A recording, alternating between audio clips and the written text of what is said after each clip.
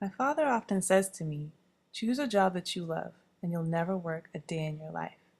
But this statement glaringly begs the question, what are you passionate about? I thought I knew. I came to UCSD thinking I would eventually be a photojournalist. I would write about the injustices going on around the world and lend my voice to others so that they can tell their stories. That aspiration quickly faded as I realized the pace wasn't for me. Years were passing, and even though I was creating interesting projects in my writing major, my future as a writer was not coming into focus.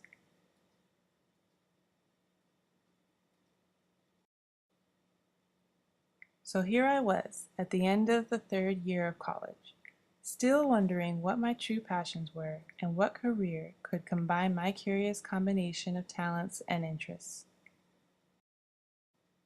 I was a vacation Bible school teacher for children every summer.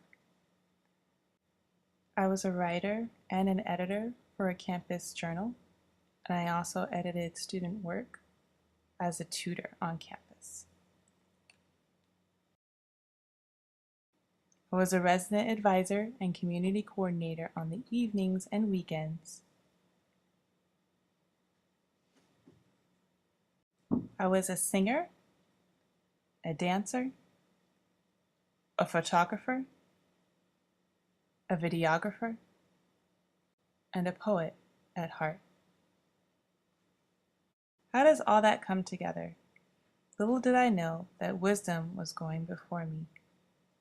A man's gift makes room for him and brings him before great men.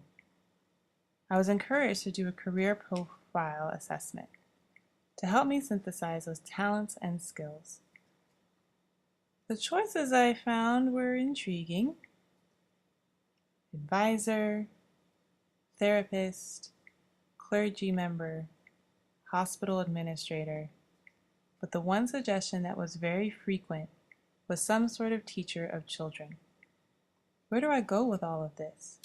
I hadn't seen myself doing any of these before. I knew I loved children, but I didn't think I had the temperament to do it as a career. It was never on the radar, and I almost dismissed it. During that same summer, my youth group went into a summer camp that I couldn't attend.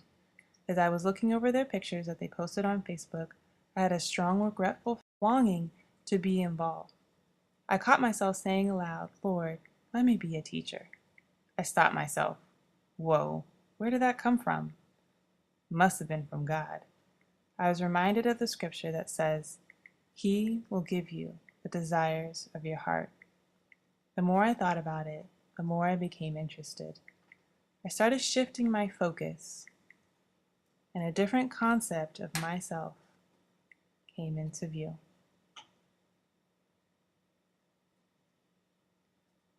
I started taking classes that had something to do with teaching while I was trying to finish up my major requirements during my supposedly last year of college.